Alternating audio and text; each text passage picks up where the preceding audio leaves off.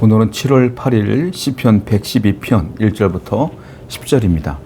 오늘 시편 112편은 우리가 어저께 살펴봤던 111편과 쌍을 이루고 있는 시편이라고 보시면 돼요. 111편도 이합체이고요. 그리고 112편 오늘 본문도 이합체 시편이에요. 이합체가 뭔지를 말씀드렸죠.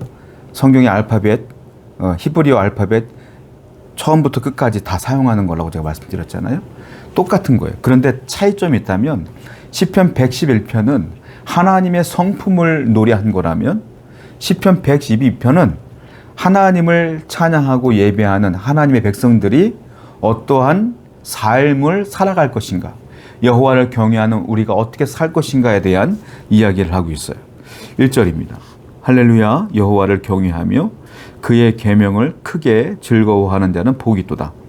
그의 후손이 땅에서 강성하며 정직한 자들의 후손에게 복이 있으리로다. 여기 보면 할렐루야 여호와를 경외하며 이렇게 나와 있어요. 그리고 여호와를 경외한다. 할렐루야 여호와를 찬양하라. 누가 찬양합니까? 여호와를 경외하는 사람들이 찬양한다 이거예요. 그런데 그의 계명을 크게 즐거워하는 자는 복이 있다. 누가 복을 받냐면 그의 계명을 즐거워하는 자가 복이 있대요. 여기 보면 즐거워한다는 것은 하페츠라는 단어입니다. 하페츠, 히브리어로. 이게 뭐냐면 어떤 것에 대해서 큰 호의를 느끼는 상태인 거예요. 큰 호의를 느끼는 것. 그러니까 여호와를 경외하는 사람들은 큰 호의를 느껴요. 어떤 거에 대해서 호의를 느끼냐면 그의 계명을 즐거워한다. 즉 말씀에 큰 호의를 느껴요. 그런데 여기 보면 그 계명을 크게 즐거워할지라, 크게라고 하는 부사가 붙었어요. 이게 뭐냐면 자발적으로 이 말이에요. 크게 즐거워한다는 건 내가 자발적으로 정말로 기쁜 마음으로 이 계명을 즐거워한다. 하나님을 경외하는 사람은 어떤 삶을 살아야 될까요? 말씀을 즐거워하는 삶이에요. 계명은 말씀이거든요. 말씀을 따라 사는 것을 즐거워하고 말씀을 읽고 묵상하는 걸 즐거워하며 말씀에 순종하는 걸 즐거워하는 삶, 그것이 여호와를 경외하는 삶이요, 그것이 성도의 삶이다, 이렇게 표현하고 있는 겁니다. 여러분들은 말씀을 즐거워하는 여러분 되기를 축원드립니다. 2절부터 볼게요. 3절부터 보겠습니다. 부와 재물이 그의 집에 있으며 그의 공의가 영구히 서 있으리로다. 정직한 자들에게 흑암 중에 빛이 있었나니 그는 지혜롭고 긍휼이 많으며 의로운 이로다. 은혜를 베풀며 꾸어주는 자는 잘되나니 그 일을 정의로 행하리로다. 여기 보면 이제는 여호와를 경외하고 하나님께 복을 받은 사람들은 삶의 열매가 나타난다는 거예요. 삶의 열매가 등장하게 되는데 2절 보니까 그의 후손이 강성할 것이다. 이게 열매가 나타난다는 거예요. 그리고 정직한 자들, 성도들의 후손은 복이 있으리로다. 열매가 나타나는 거예요.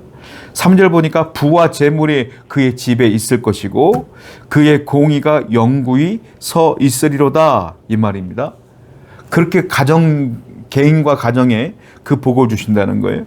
4절 보니까 또 어떤 일이냐면 자비롭고 긍휼이 많으며 의롭다. 자, 이제는 무슨 말 하냐면 여호와를 경외하고 복을 받으면 삶의 열매로 나타나는데 복을 받는다는 거예요. 그런데 구체적으로 어떤 복이냐면 성도도 하나님의 성품을 담는다 이거예요. 하나님의 성품이 뭐예요? 자비롭고 긍휼이 많은 분이잖아요. 근데 4절 보니까 그 사람도 자비롭고 긍휼이 많으며 의로운 사람으로 바뀐다 이거예요.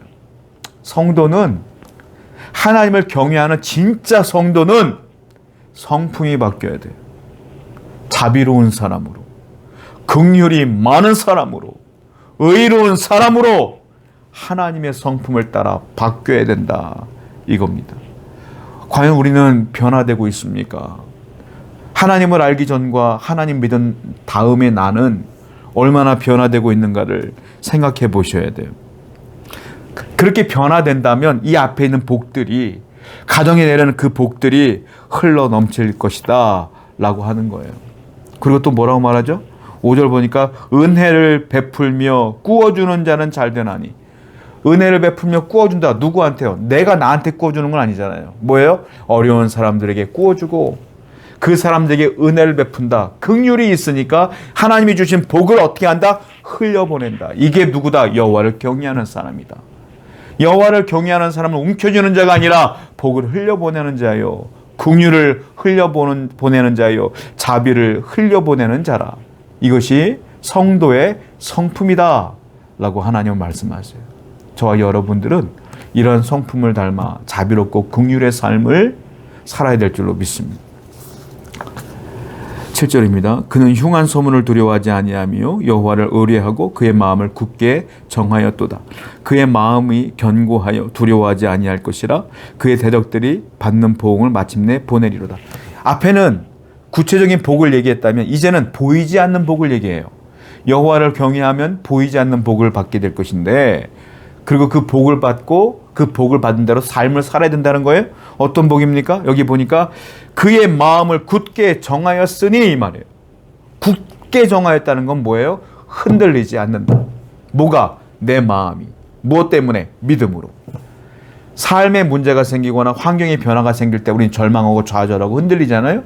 그런데 진짜 여호와를 경외하고 삶이 변화된 사람들은 그 믿음이 견고하기 때문에 어떤 상황에도 마음이 요동하지 않고 흔들리지 않는다. 이게 보이지 않는 복이라는 거예요. 성도 여러분, 하나님은 여러분들을 사랑하셔요. 절대로 흔들리지 않는 여러분 되기를 축원드립니다. 또 하나 뭐라고 말하죠? 마음이 견고하여 두려워하지 아니할 것이라. 뭐예요? 두렵지 않다. 하나님을 향한 믿음이 견고하기 때문에 두려움도 없다. 이게 복이라는 거예요. 두려워하지 않는 것도 복이요, 믿음이 흔들리지 않는 것도 복이다.